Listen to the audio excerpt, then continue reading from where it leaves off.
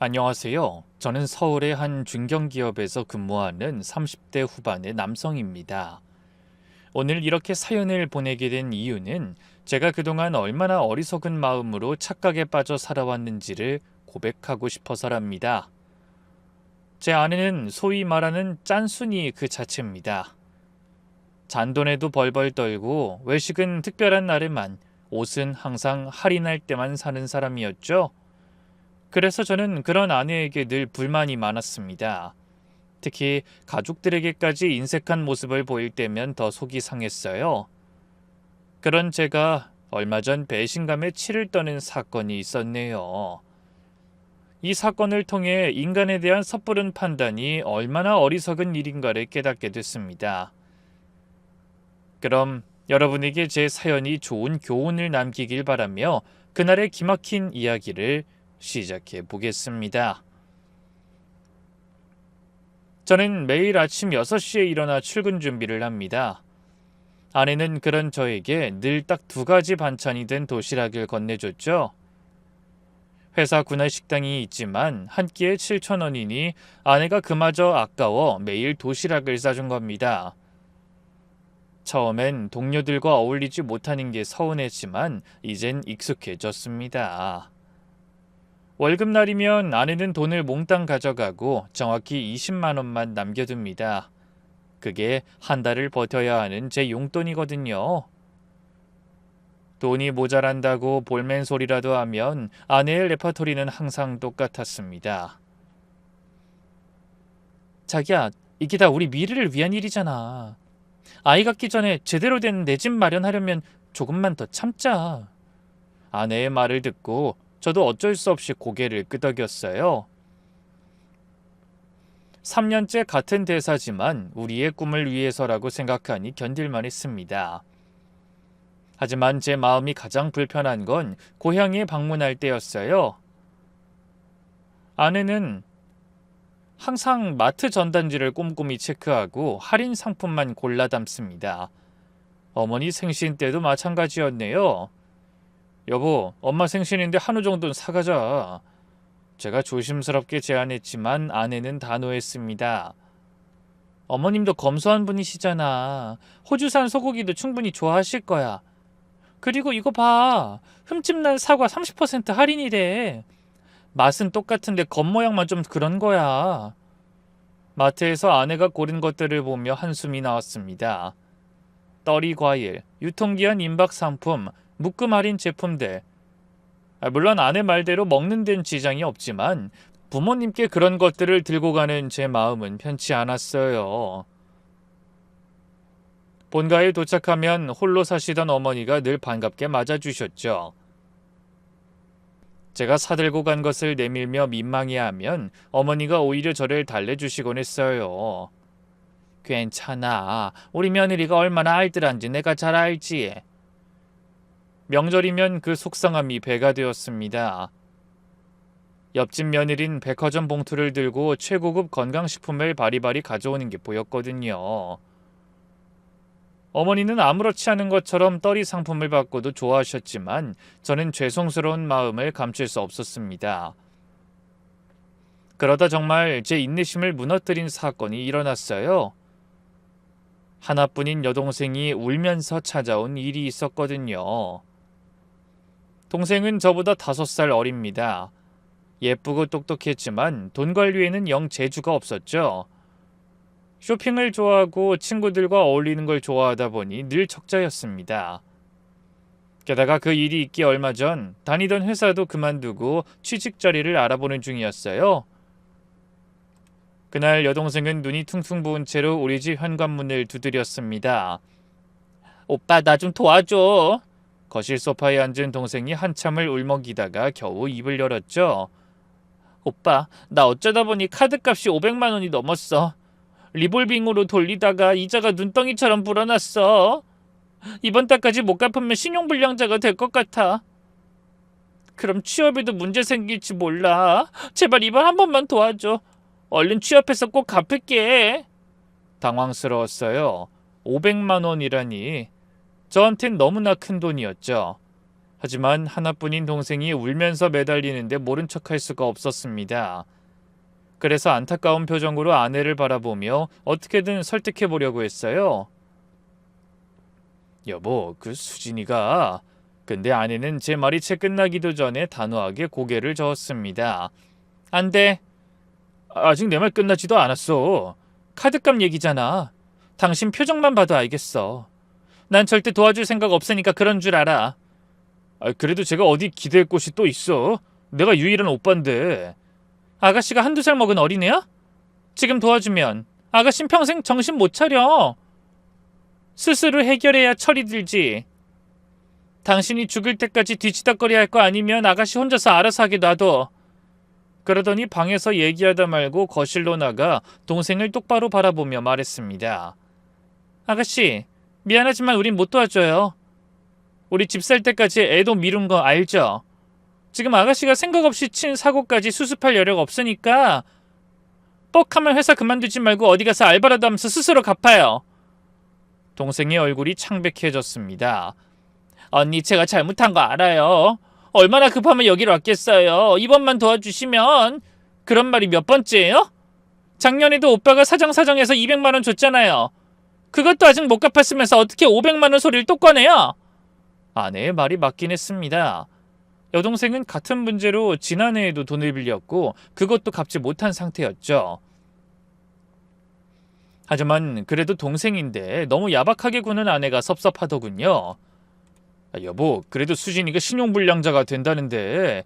제가 다시 한번 조심스럽게 말을 꺼냈지만 아내는 고개를 저었어요. 우리가 지금 그런 여유가 있는 줄 알아? 지금보다 더 악착같이 모아도 부족하다고. 자꾸 이러면 자기 용돈 20만 원도 줄이는 수가 있어? 나라고 왜 친정이랑 어머니한테 갈 때 한우 안 사가고 싶겠어. 그래도 우리 미래를 위해서 지금은 아껴야 하니까 그런 거잖아. 그러더니 여동생을 향해 다시 한번 말했습니다. 아가씨, 이번 기회에 제발 정신 차려요. 돈이 얼마나 무서운지, 빚이 얼마나 무서운지 똑바로 배우라고요. 벌써 취직한다고 한 게 몇 달째예요. 일단 아르바이트라도 구해서 어떻게든 스스로 해봐요. 그래야 다신 이런 일 안 만들어요. 동생의 눈에서 눈물이 뚝뚝 떨어졌습니다. 언니 정말 너무해요. 언니 동생이 이런 일 당했어도 그렇게 말할 거예요? 언니한텐 전 가족도 아니죠? 내 동생이요? 그럴 일도 없겠지만 내 동생이 그 나이에 아직도 정신 못 차리고 있으면 난 때려서라도 가르칠 거예요. 진짜 가족이 아닌 건 아가씨죠? 오빠 등골 빼먹으면서 미안한 줄도 모르는 게 무슨 가족이에요? 분위기가 싸늘해졌습니다. 저는 어찌할 바를 몰라 입술만 깨물었어요. 동생도 불쌍하고 아내 말도 맞고요. 아내의 단호한 표정을 보니 더 이상의 설득은 불가능해 보였습니다. 오빠, 동생이 마지막으로 절 바라봤지만 고개를 숙일 수밖에 없었네요. 수진아, 미안하다. 오빠도 그런 큰 돈은 없어. 미안해. 여동생은 천천히 일어나 현관으로 향했어요. 그 뒷모습이 너무나 초라해 보여 속이 상했습니다. 신발을 신으며 돌아보는 눈에 원망이 가득하더군요. 언닌 정말 냉정해요. 그렇게 악착같이 모아서 얼마나 재벌이 되는지 눈 똑바로 뜨고 지켜볼 거예요. 곧이어 현관문 닫히는 소리가 유난히 크게 들렸습니다. 저는 소파에 털썩 주저앉아 땅이 꺼져라 한숨을 쉬었어요. 자기, 내 동생한테 너무 심한 거 아니야? 심해? 내가 뭘? 자기가 너무 무른 거야. 아가씨 계속 저렇게 두면 평생 저 버릇 못 고치고 결혼해서도 남편이랑 문제 생길 거야. 무턱대고 도와주는 게 능사가 아니라고. 아내의 말이 옳다는 걸 알면서도 씁쓸한 마음을 감출 수 없었습니다. 아무리 그래도 가족이고 저랑 피를 나는 동생인데 그렇게 교과서처럼 무자르듯 모질게 해야 하는 건지 원망스럽더라고요. 그날 밤 잠을 이룰 수 없었습니다. 동생의 원망 가득한 눈빛이 자꾸만 떠올랐거든요. 앞으로 애가 혼자 어떻게 카드빚을 감당할지 걱정스러워 머리만 복잡해졌죠. 제 맘도 모르고 아내는 옆에서 곤히 잠들어 있었습니다. 그 얼굴을 바라보니 속에서 부하같이 밀었어요. 막말로 제가 놀고 먹는 백수도 아니고 종일 열심히 뛰어다니며 밥벌이 잘하는데 정작 제가 원하는 곳에 땡전 한 푼 마음대로 쓸 수 없다는 사실이 은근슬쩍 화가 나더라고요. 하긴 뭐 아내가 그렇게 인색한 건 하루 이틀 일이 아니었어요. 연애할 때도 남다르게 알뜰하긴 했죠. 영화 보러 가자고 해도 안 가고 버티다가 시간이 지나 명절에 텔레비전에서 그 영화를 보여주며 신이 나서 전화했어요. 자기야 이것 봐. 조금만 기다리면 다 이렇게 텔레비전에서 틀어주잖아. 비싼 음식이나 분위기 좋은 레스토랑에도 가지 않았습니다. 난 스파게티를 왜 10,000원 넘게 주고 사 먹는지 이해가 안 가더라. 마트에서 이렇게 소스랑 면 사서 해 먹으면 똑같잖아. 냉장고 야채도 정리하고 얼마나 좋아? 그래서 저와 아내는 결혼 전에도 밖에서 사 먹는 대신 늘 제 자취방에서 음식을 만들어 먹곤 했어요. 그래도 연애할 때니 그것도 재미있다고 생각했죠. 하지만 결혼하고 나서도 변하긴커녕 더 심해지는 아내의 행태에 숨이 막힐 지경이었습니다. 솔직히 마음 한구석에 섭섭함이 자리 잡고 있는 것도 사실이었어요. 처가인은 어떤지 몰라도 시댁에는 너무 야박한 것 아닌가 그런 생각이 들었죠. 정말 내 집 마련을 위해서일까? 아니면 원래 시댁엔 관심이 없는 걸까? 이런 의구심이 들기도 했습니다. 하지만 그때까지만 해도 저는 아내를 믿으려 했어요. 결혼하고 3년간 함께 악착같이 모은 1억 넘는 돈이 통장에 차곡차곡 쌓여간다는 사실로 위안을 삼으려 한 겁니다. 며칠 후 동생이 걱정되는 마음에 전화를 걸어 카드값에 대해 물었어요. 결국 어떻게 돈을 구해 빚을 갚았다고 하더라고요. 보험에서 약간 대출도 받고 이모와 친척들에게까지 손을 벌린 모양이더군요. 멀쩡히 집안에 장남이 있는데 친척들이 어떻게 생각했을지 마음이 무거웠습니다. 회사에서도 일이 손에 잡히지 않았어요. 김대리 또 멍 때리고 있어? 과장시험 준비는 잘 되고 있는 거야? 팀장님의 핀잔에 정신을 차렸습니다. 네, 열심히 준비하고 있습니다. 열심히는 무슨, 벌써 3번째 도전이잖아. 이번에도 떨어지면 정말 만년 대리 확정이야. 팀장님의 말씀이 가슴에 비수처럼 꽂혔습니다. 맞습니다. 벌써 3번째 도전이었죠. 동기 중에 계속 대리로 머물러 있던 건 저 하나였어요. 더 이상 물러설 곳이 없었죠. 퇴근 후 집에 돌아오니 아내가 저녁을 차리고 있었습니다. 콩나물국에 김치, 멸치볶음, 늘 먹는 소소한 밥상이었지만 그날따라 더 초라해 보여 저도 모르게 짜증이 났어요. 아내는 그런 제 마음을 전혀 모르는지 심드렁하게 물었습니다. 혹시 아가씨한테 또 연락 왔어? 카드값은 해결했나? 왜? 혹시 당신 모르게 또 돈 타령했을까봐? 걱정하지 마. 걔도 자존심이 있는 앤데 그딴 소리까지 듣고 또 연락하겠어? 보험에서 대출받고 이모들한테 빌려서 해결했대. 뭐? 이모님들한테까지? 그러니까 진작 정신 차리지. 아내의 말투에도 짜증이 묻어났고 저도 모르게 언성이 높아졌어요. 당신 너무한 거 아니야? 그래도 가족인데 좀 도와줄 수도 있는 거 아니냐고? 또 그 소리야? 그럴 여유가 어딨어. 우리도 빠듯하게 살고 있잖아. 빠듯해? 통장에 1억이 넘게 있는데? 멀쩡히 돈 놔두고 애 고생시키고 이모들한테까지 망신당하게 했어야 속이 시원해? 그건 집 마련하려고 모은 돈이잖아. 그렇게 모아도 겨우 대출까지 받아야 변두리 작은 아파트라도 하나 살 수 있어. 그래서 악착같이 모은 건데 고작 이런 일로 그 돈에 손을 대자는 말이야? 고작 이런 일? 내 동생 일이 고작이라는 말이야? 당연하지. 아가씨가 뭐 벼슬이라도 했어? 아내의 목소리도 커졌습니다. 결국 저는 한숨을 쉬며 숟가락을 내려놨죠. 알았어, 그만하자. 더 하다간 큰 싸움 될 것 같다. 그날 밤도 저는 뒤척이며 잠을 이루지 못했어요. 아내의 말이 맞는 것도 알고 우리의 미래를 위한 것도 알지만 왜 그렇게 마음이 불편한지. 가족 간의 정이라는 게 돈으로만 계산할 수 있는 건 아니라는 생각이 들었죠. 정말 이렇게 사는 게 맞는 걸까? 갑자기 삶에 대한 의문이 밀려왔어요. 동생의 원망 가득한 눈빛도 계속 마음을 무겁게 짓누르고 있었죠. 창밖으로 보이는 달빛이 유난히 차갑게 느껴지는 밤이었습니다. 한 달 후, 저는 여전히 회사와 집을 오가며 똑같은 일상을 반복하고 있었어요.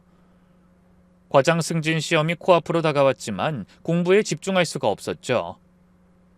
만년 대리라는 별명이 따라다니는 게 서러워 기필코 승진하고 싶었는데 좀처럼 마음을 잡을 수가 없었어요. 아내와의 사이도 겉으로는 평범해 보였지만 마음 한구석에는 여전히 응어리가 남아 있었습니다. 그러던 어느 주말, 점심을 먹고 손톱을 깎으려고 집안 이곳저곳을 살펴봤어요.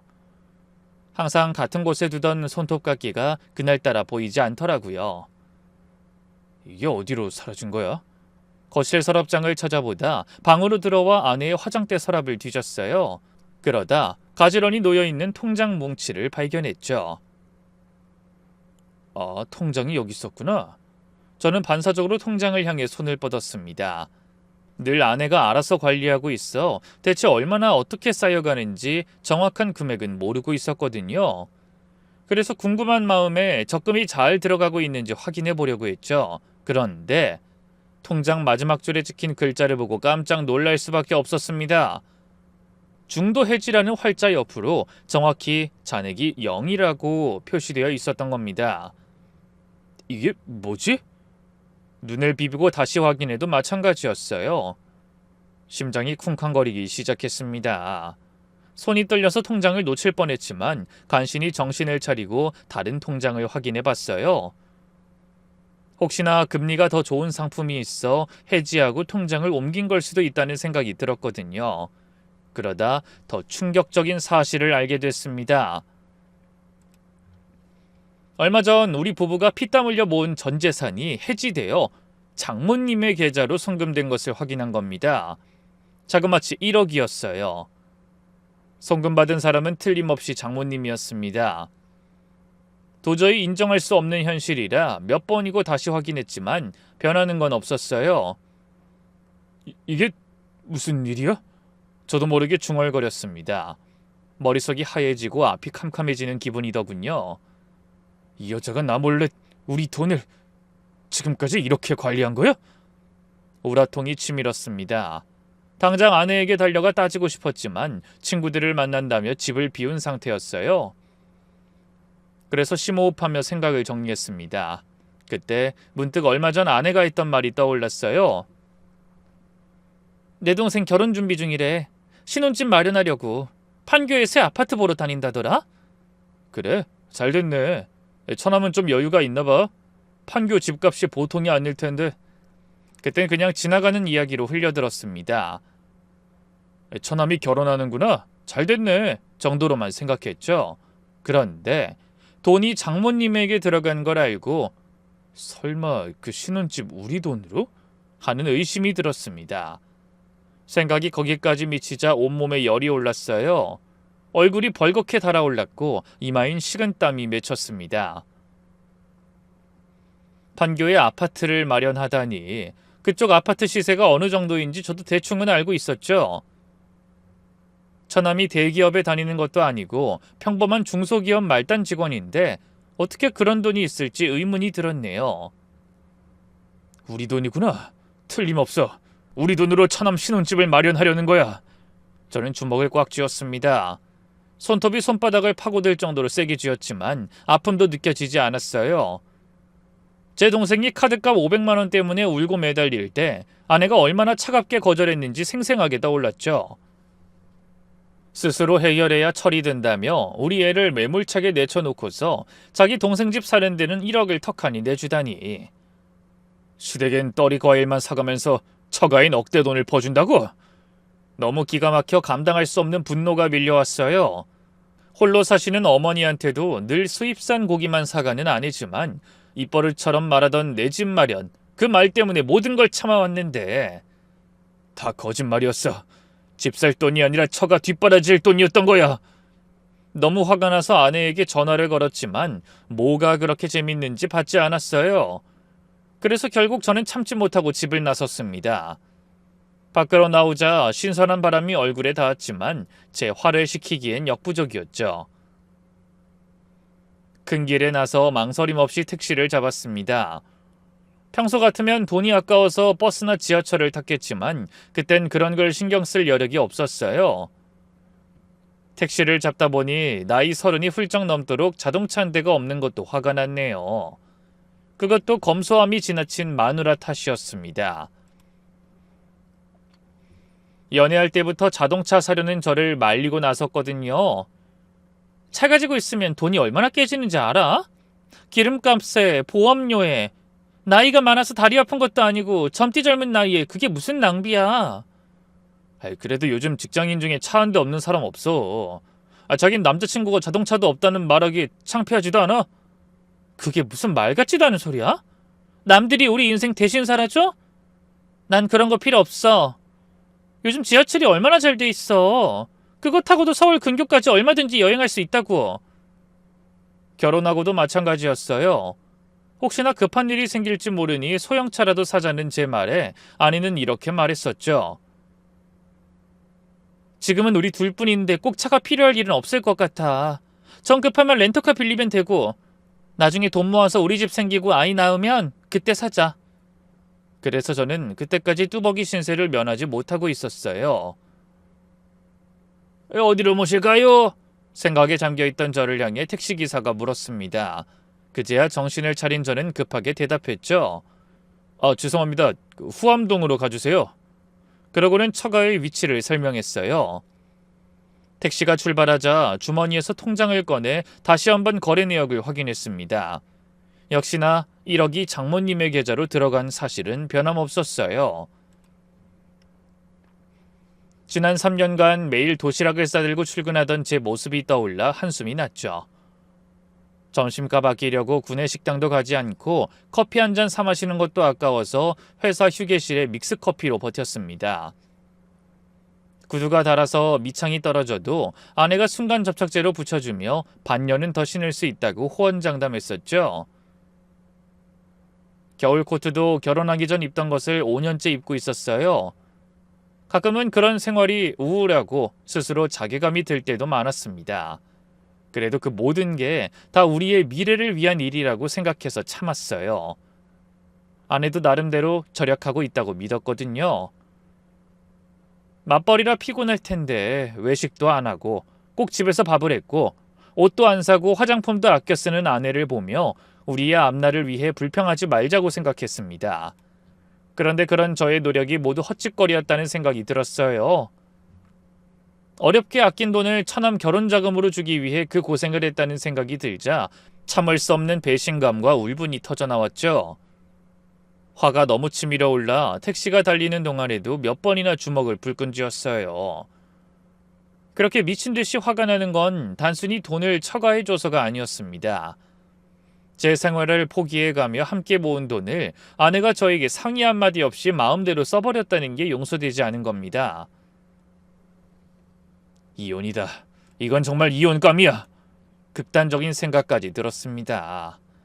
돈 문제를 떠나서 절 완전히 무시한 처사가 너무나 괘씸했거든요. 부부라면 그런 큰 돈을 쓸 때 상의해야 하는 게 당연하다고 생각했으니까요. 어느새 택시가 처가 근처에 도착했습니다. 감사합니다, 기사님. 여기서 내려주세요. 요금을 내고 택시에서 내려 무거운 마음으로 처가로 향했어요.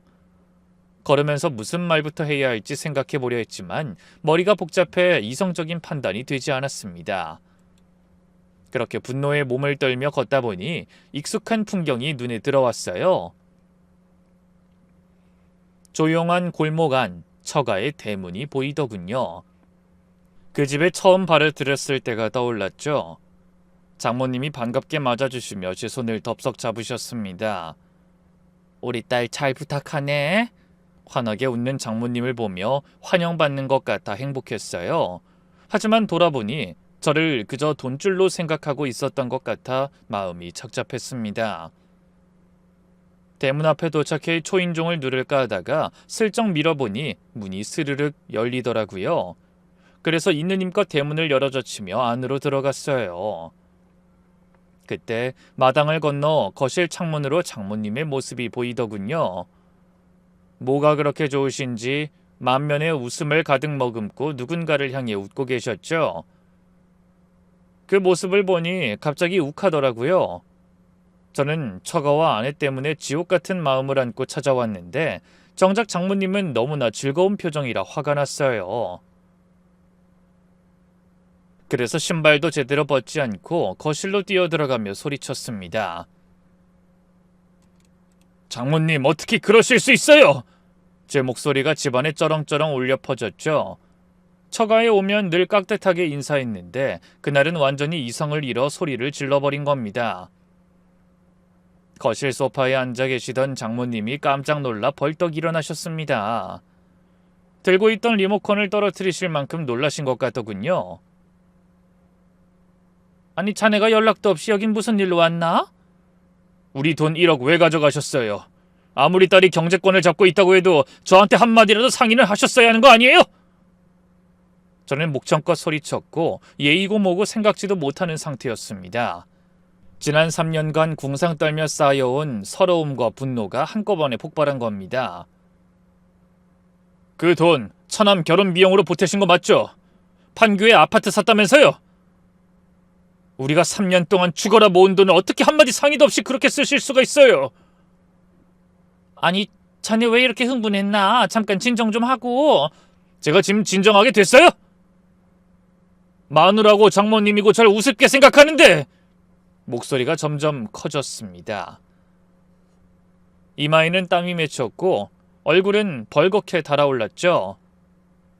그때 안방문이 열리며 아내가 창백해진 얼굴로 걸어 나왔습니다. 자기가 여기 어떻게... 뭐야, 당신이야말로 친구 만난다고 하더니 또 친정에 와 있었던 거야? 왜? 1억이 모자라서 더 드리려고 온 거야? 저는 아내를 노려봤습니다. 아마 배심감과 분노가 뒤섞인 눈빛이었을 거예요. 아내는 사색이 된 얼굴로 더듬거리며 말했습니다. 당신이 그걸 어떻게... 혹시 통장 본 거야? 그래, 우리 통장에서 1억이 사라졌는데 나만 까맣게 모르고 있더라? 송금 받는 사람은 장모님이고 이걸 어떻게 설명할 거야? 아내가 입술을 깨물었습니다. 대답하지 못하고 머뭇거리는 모습이 제 의심을 확신으로 바꿔놓더군요. 시댁인 떨이 과일이나 사가고 시누이가 빚 때문에 울며 매달려도 차갑게 거절했으면서 처가인 그렇게 큰 돈을 상의 한마디 없이 내놔? 어떻게 그럴 수가 있어? 네가 하라는 대로 다 맞춰주니까 내가 우스워? 너무 흥분해서 테이블을 쾅 내리쳤습니다. 그 위에 있던 리모컨과 잡지들이 흔들림에 못 이겨 바닥으로 떨어질 정도였죠. 자기 잠깐만 진정하고 내 말 좀 들어봐. 아내가 다가오려 했지만 저는 한 걸음 뒤로 물러났습니다. 지금 진정이 되겠어? 3년을 개미처럼 일하고 내 마음대로 한 푼 써보지도 못했는데 매일 도시락 싸들고 다니고 커피 한 잔 값도 아낀 내가 등신같지? 말하다 보니 서러움이 몰려와 눈물까지 찔끔 났습니다. 액수가 문제가 아니었어요. 그동안 아내가 저와 시댁을 얼마나 우습게 봤으면 그런 짓을 했는지 너무나 화가 나서 참기가 어려웠네요. 우리 엄마 생신 땐 고기 한 근도 아까워하더니 처남 집은 사줘? 이게 말이 돼? 집이라니 그게 무슨 소리야? 오해야. 제발 앉아서 얘기하자. 아내의 목소리가 떨렸습니다. 눈가가 붉어지는 게 보였지만 동정심이 들진 않았어요. 오해? 뭐가 오해야? 통장에서 1억이 사라진 게 오해야? 장모님 계좌로 이체된 게 오해냐고? 그때 부엌에서 누군가 나오더군요. 막내 처제였어요. 형부, 무슨 일이에요? 형부답지 않게 왜 이렇게 소리를... 처제도 알고 있었지. 언니가 오빠 집 사는데 보태라고 돈 준 거 맞지? 처제가 당황한 표정으로 아내를 바라보다가 저를 향해 고개를 돌렸습니다. 아니 형부, 그런 게 아니라... 그럼 뭐야? 처남은 어딨어? 당장 나와보라고 해! 제가 거실을 둘러보며 소리쳤습니다. 하지만 처남은 보이지 않았어요. 오빤 잠깐 볼 일이 있어서 나갔어요. 그리고 결혼 준비로 집에 손 벌린 거 없어요. 다 오해라고요. 처제의 말에 저는 코웃음을 쳤습니다. 오해? 판교 집값이 얼만데 그걸 무슨 수로 처남이 혼자 해결해? 그게... 처제가 말을 더듬거렸습니다. 뭔가 숨기는 게 있는 것 같았죠. 그 모습을 보고 장모님이 한숨을 쉬시며 말씀하셨어요. 일단 앉아. 흥분하지 말고. 아니요. 지금 맘 편하게 앉을 정신 아닙니다. 그때였습니다. 방문 열리는 소리가 들리더군요. 외출했다던 처남이 나오는 게 틀림없다고 생각했죠. 외출했다더니 방에 숨어 있었구만. 내가 직접 따져 물어야겠어. 그래서 소리가 나는 쪽으로 고개를 돌리다 그만 기절할 듯이 놀라고 말았어요. 방에서 나오는 사람이 다름 아닌 제 어머니였기 때문입니다. 엄마? 너무 놀라서 목소리가 떨렸습니다. 분명 고향집에 계셔야 할 어머니가 왜 처가에 계시는지 영문을 모르겠더라고요. 그것도 한눈에 봐도 야위고 창백한 얼굴로 말이죠. 어머니가 나오자 아내가 얼른 부축해서 거실 소파에 앉혀드렸어요.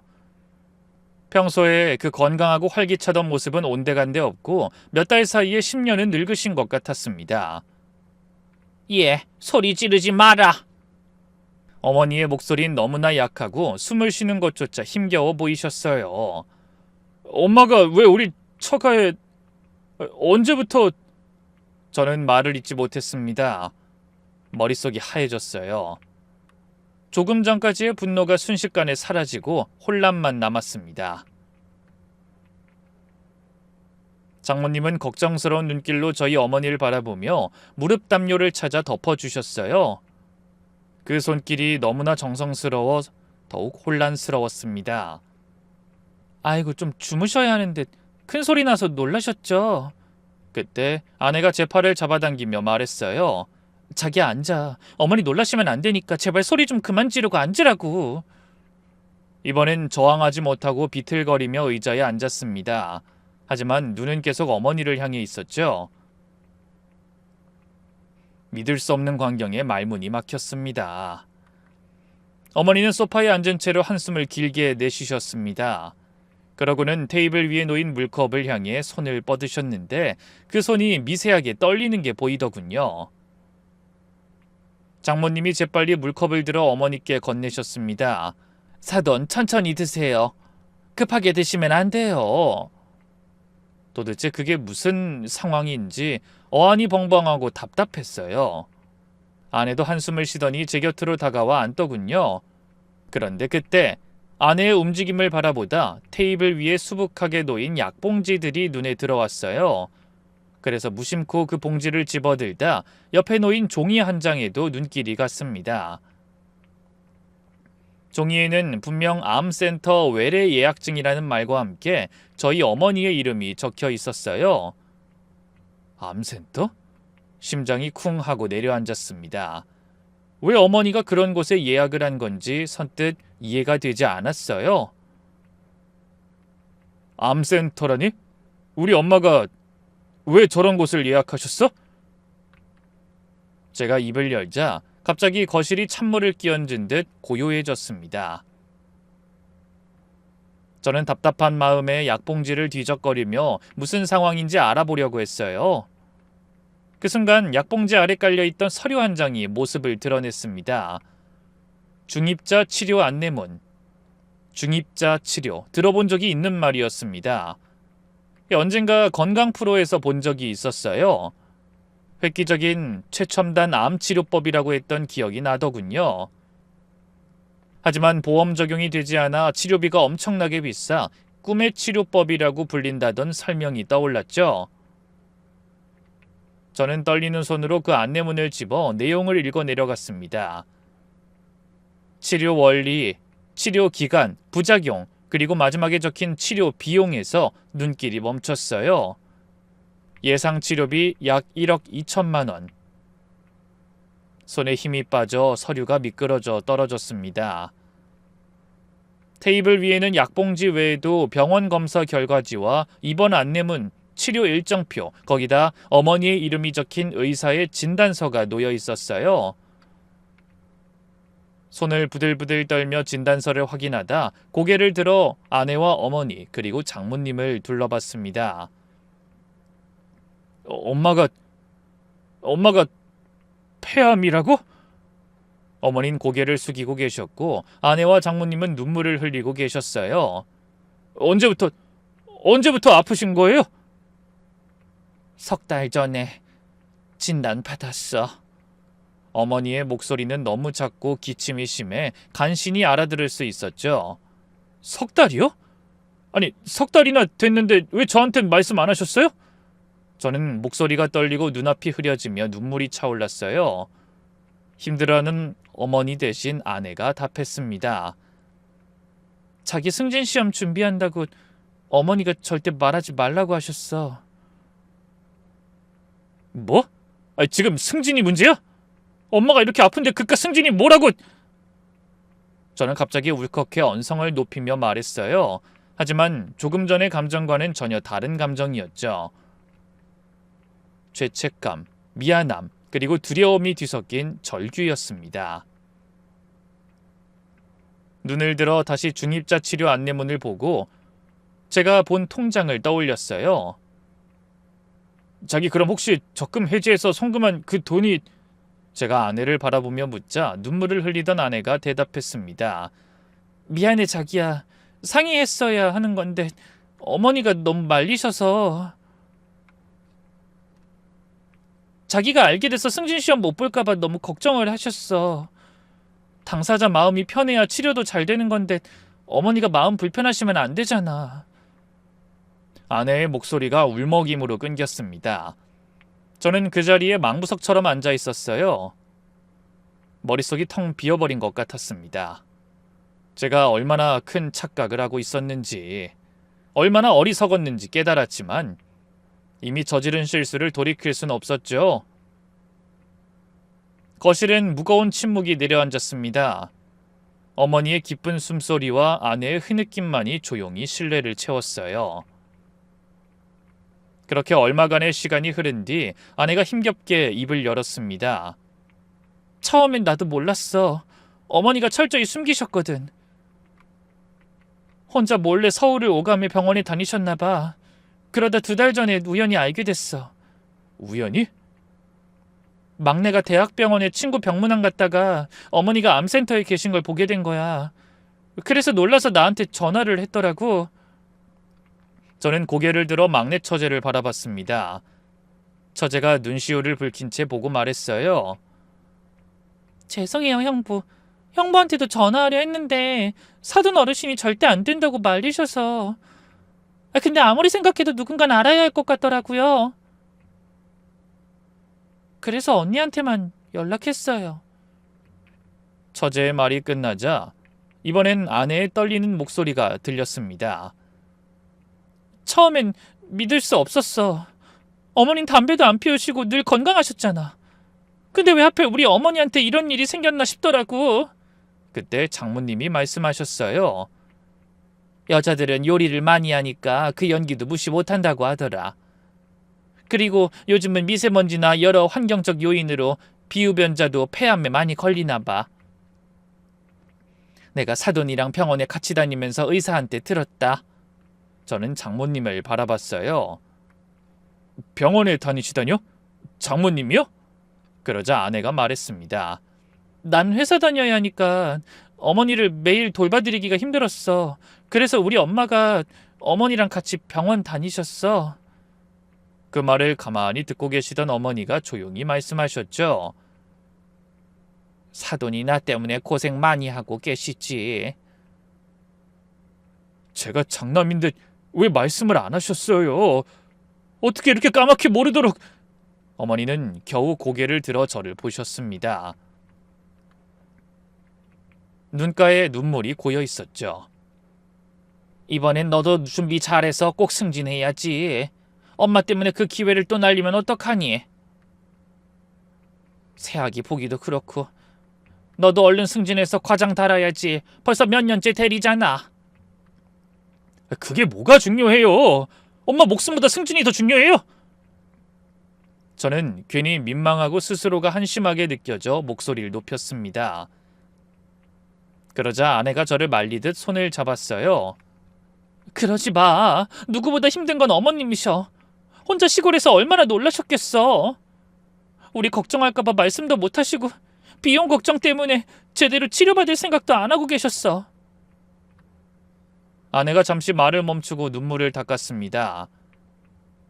그래서 내가 거의 억지로 치료받으시게 했어. 의사 선생님이 그러시더라. 아직 희망이 있다고. 특히 중립자 치료라는 최신 치료법이 있는데 일반 방사선 치료보다 효과가 훨씬 좋고 부작용도 적다고. 저는 얼른 핸드폰으로 중입자 치료에 대한 설명을 찾아봤어요. 기존 치료와는 다르게 암세포만 정확히 타격해 부작용은 적고 놀라운 효과를 낸다고 쓰여 있더군요. 제가 어렴풋이 알고 있던 내용 그대로였죠. 아내가 한숨을 쉬며 말을 이어갔어요. 하지만 문제는 비용이었어. 1억이 넘는 치료 비용. 어머닌 당연히 거부하셨지.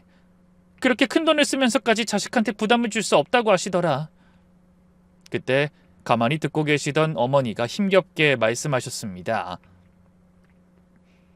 너희가 집 사려고 결혼하고 얼마나 허리띠를 졸라맸는지 내가 뻔히 아는데 나 때문에 그렇게 큰 돈을 날릴 순 없었어. 저는 원망 어린 목소리로 소리쳤어요. 엄마, 돈이 뭐가 중요해? 중요하지. 능력이 없어서 아들 결혼할 때 뭐 하나 제대로 보태주지도 못했는데 이런 부담까지 주면서 살고 싶진 않다. 그 말을 하다 또 기침하며 괴로워하셨죠. 옆에서 그 모습을 지켜보던 장모님이 재빨리 물을 가져다 드렸습니다. 행동이 빠르고 익숙해 보이더군요. 힘들어하시는 어머니 대신에 아내가 다시 얘기를 시작했어요. 어머니가 계속 거부하셔서 정말 설득하기 힘들었어. 그래서 엄마가 많이 도와주셨어. 내가 너무 걱정하니까 엄마가 직접 시골로 내려가서 어머니 설득하셨거든. 하나뿐인 사위 가슴에 대못 박지 마시고 제발 마음 돌려달라고. 그래서 오빠가 주말에 시간 내서 어머니 모셔왔어. 막내랑 우리 엄마가 돌아가면서 돌봐드리고 바쁜 나 대신에 병원에도 모셔가고 그러면서 여기서 머물고 계셔.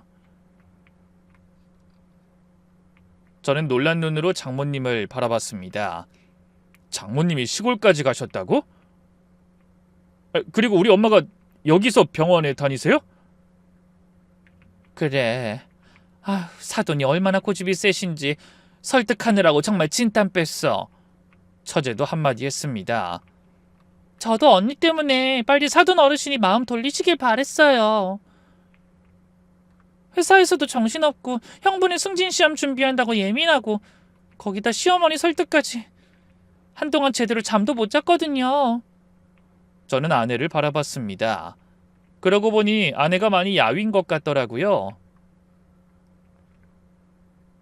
그동안은 그저 일 때문이라고 생각했는데 그게 저희 어머니 때문이었다니 상상도 못한 일이었어요. 더구나 처가의 온 식구가 어머니의 치료를 위해 발벗고 나섰으면서도 제 승진을 위해 쉬쉬했다는 사실에 감정이 복받쳤습니다. 그럼 장모님이 병원까지 동행하면서 엄마 치료를 도와주신 거예요? 당연하지. 서울 지리도 잘 모르시고 병원도 복잡하잖아. 애들은 다 일하러 다니니 한가한 내가 가는 게 당연한 거 아닌가? 그게 쉬운 일이 아닌 듯. 검사받고 결과 기다리고 의사 상담받고 그럼 하루 종일 걸리신 거 아니에요? 그럼 어떤가? 두 여자가 자식들 흉도 잔뜩 보고 살아온 얘기도 하고 난 좋은 친구 얻은 것 같아서 좋았어. 저는 죄책감에 고개를 들 수가 없었습니다. 고개를 숙인 저에게 아내가 모든 사건의 발달이 된 돈 문제에 대해 얘기를 시작했어요. 치료비 문제는 먼저 상의하지 못해서 미안해. 어머니가 끝까지 자기는 모르길 바라셔서 먼저 말할 수가 없었어. 자기가 오해할 만도 해. 엄마 계좌로 그 큰 돈을 보냈으니. 근데 어머니랑 주로 병원에 다니시는 게 우리 엄마니까 그리로 보내게 된 거야. 자기 승진 시험 끝나면 그때 얘기하려고 했는데 이렇게 들켜버릴 줄 몰랐어. 아니야, 아니야. 그런 말 하지 마. 내가 진짜 미안해. 난 아무것도 모르고 속 좁고 배은망덕한 소리나 짓거리고. 뭐라고 해야 할지 모르겠다. 나중에 알고 보니 아내가 모아둔 돈으로 2천만 원 가량이 부족해 그 돈은 장모님이 노후를 위해 들어두신 예금을 깨서 마련했다고 하더군요. 그러면서 생색 한마디 내지 않고 조용히 사돈을 돕고 계셨던 겁니다. 저는 떨리는 목소리로 말했어요. 장모님, 정말 감사합니다. 이렇게 못난 저를 위해서. 아유, 그런 말 하지 말게. 서로 차식을 나누면 가족인 거지. 가족이 아픈데 그깟 돈이 뭐가 중요하다고 그래? 자네는 내가 아프면 돈 때문에 치료받지 말라고 할 텐가? 저는 너무 면목이 없어서 아무 말도 할 수가 없었어요. 그러자 아내가 다시 입을 열었죠. 사실 아가씨가 찾아왔을 때 한창 어머니 때문에 정신없을 때야. 나도 도와주곤 싶었지만 당장 어머니 치료비가 급했고 어머니도 편찮으신데 아가씨가 제발 정신 차렸으면 했어. 저는 아무 말도 없이 고개를 끄덕였습니다. 아내 말이 맞았어요. 편하게 저희 도움을 받았다면 동생은 또 별로 느끼는 것도 없이 같은 말을 반복했을 겁니다. 그래서 더 차갑게 거절할 수밖에 없었어. 미안해. 아가씨한테도 미안하고 자기한테도 미안하고. 아니야, 내가 미안하지. 내가 진짜 입이 10개라도 할 말이 없어. 미안해, 자기야. 장모님, 정말 죄송합니다. 처제, 미안해. 그때 처제가 말했습니다. 괜찮아요. 근데 형부, 우리 오빠 집 얘기 말인데요. 오해하시면 안 돼요. 사실 오빠가 언니보다 더한 사람이거든요. 뭐? 그게 무슨 말이야, 처제? 오빠도 진짜 독한 사람이라고요. 오빠는 대학 때부터 술, 담배 안 하면서 악착같이 돈을 모았어요. 30 넘은 남자들은 다들 독립하는데 나가면 쓸데없이 돈 나간다고 결혼하기 전까지 여기 살잖아요. 짠돌이도 그런 짠돌이가 없다니까요. 그게 정말이야? 처남이 술, 담배 안 하는 게 돈 때문이라고? 네. 그래서 연애도 결혼도 못할 줄 알았는데 어떻게 똑같은 여자를 만났더라니까요. 둘이 떡볶이만 먹으면서 연애해서 3억이나 모은 거 있죠? 그 돈에 대출금 보태서 전세로 신혼집 들어가는 거예요. 둘이 5년 만에 그 동네 아파트를 사는 게 목표래요. 아우, 또 얼마나 아끼려고. 우리 언닌 거기에 비하면 완전 양반이라니까요. 처제의 말을 듣고 부끄러움에 얼굴이 달아올랐어요. 제가 얼마나 못난 생각을 했는지 뼈저리게 깨닫게 됐죠. 처남도 열심히 살았구나. 그럼요. 우리 집안이 다 그래요. 돌아가신 아버지가 함부로 불도 못 켜게 하시는 구두쇠였거든요. 처제의 말에 장모님이 웃으셨습니다. 아휴, 자네 장인을 생각하면 난 아직도 자다가 벌떡벌떡 일어나. 얼마나 쥐어짜는지 휴지 한 칸이라도 함부로 쓰면 불호령이 떨어졌지. 근데 애들이 그걸 고스란히 물려받을 줄 누가 알았겠어. 저는 아내를 바라봤습니다. 아내도 그렇게 자라 근검절약에 길들여진 사람이었던 거예요. 그런 아내가 시어머니를 위해 전 재산이나 다름없는 돈을 내놓고 장모님의 도움까지 받았다니. 가슴이 먹먹하고 눈물이 흘러 체면이고 뭐고 신경 쓸 겨를이 없었어요. 얘기를 듣다 말고 저희 어머니가 아내의 손을 잡으셨습니다. 아가야, 정말 고맙다. 내가 이 은혜를 어떻게 갚아야 할지 그 생각만 하면. 은혜는요, 무슨 그런 말씀을 하세요. 돈이야 또 모으면 되죠. 저 모르세요? 돈 모으는 게 세상에서 제일 쉬운 여자잖아요. 어머니는 아무 걱정하지 마시고 제발 치료만 잘 받으세요. 저 본전 생각나지 않도록요. 아내의 말에 어머니가 눈물을 흘리다 말고 웃으셨습니다. 장모님과 처제도 눈시울을 붉히다 따라 웃었죠. 그날 저는 결국 장모님 앞에, 아내 앞에, 그리고 처제 앞에 무릎을 꿇고 고개 숙였습니다. 정말 죄송합니다. 섣불리 말도 안 되는 생각으로 제가 은혜도 모르는 소리를 짓거렸어요. 장모님 앞에서 소리까지 지르다니 미쳤었나 봐요. 앞으로 살면서 이 빚 두고두고 갚겠습니다. 목소리가 떨리고 눈물이 볼을 타고 흘러내렸습니다. 장모님이 민망한 듯이 말씀하셨죠. 아유, 이 사람이 왜 이러나. 충분히 오해할 수 있는 상황이었지. 내가 우리 딸을 모르나? 얼마나 소금처럼 짜게 굴었는지 안 봐도 뻔하지.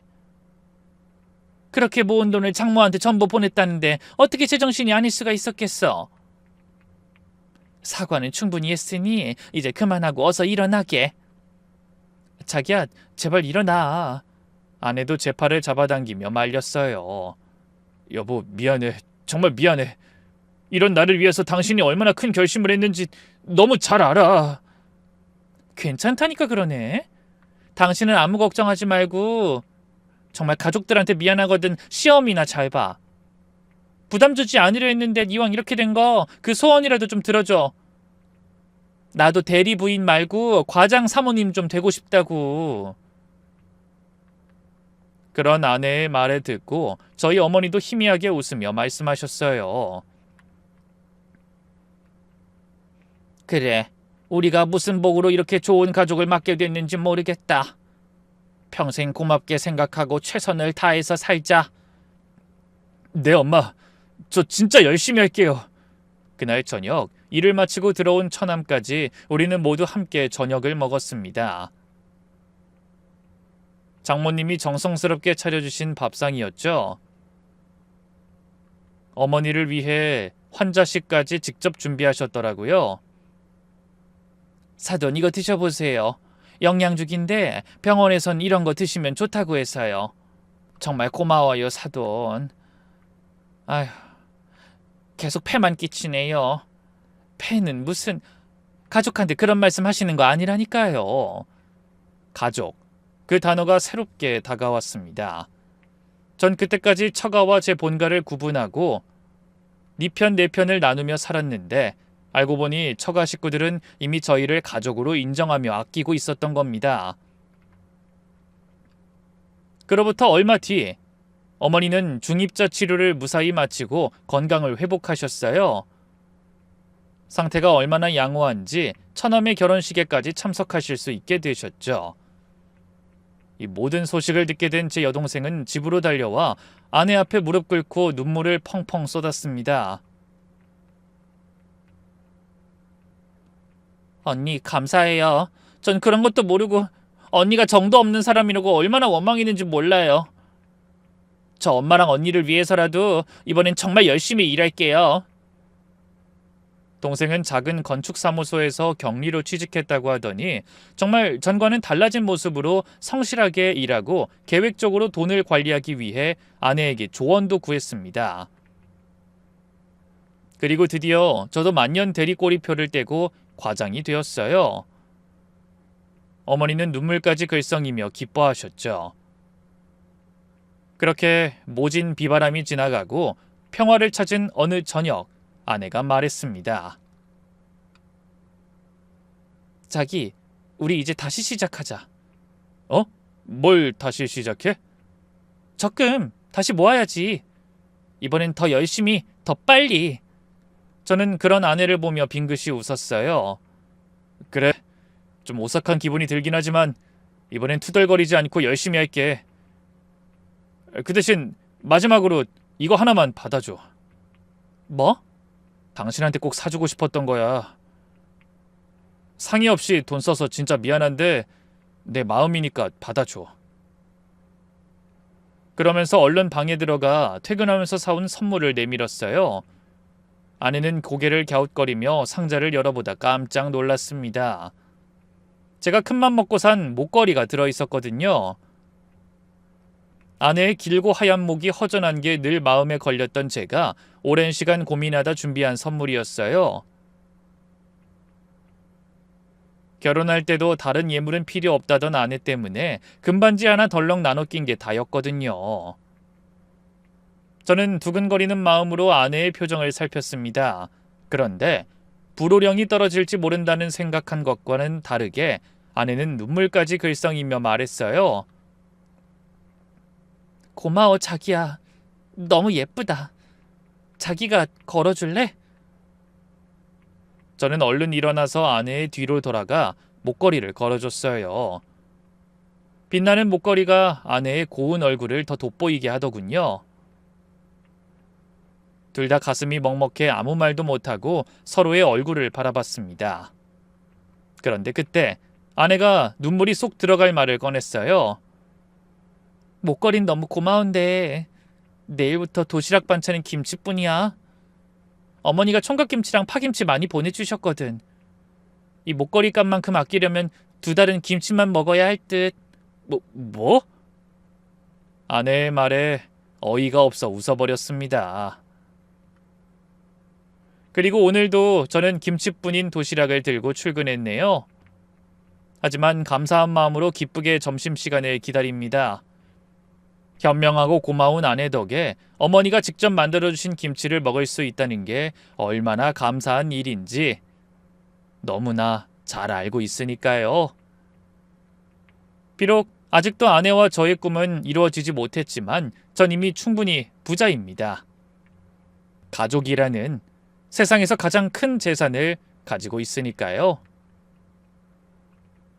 부디 제 사연을 들은 여러분도 세상 무엇보다 소중한 가족의 의미를 되새기는 하루 보내시길 바라며 저는 이만 인사드리겠습니다. 건강하고 행복한 하루 보내세요. 감사합니다.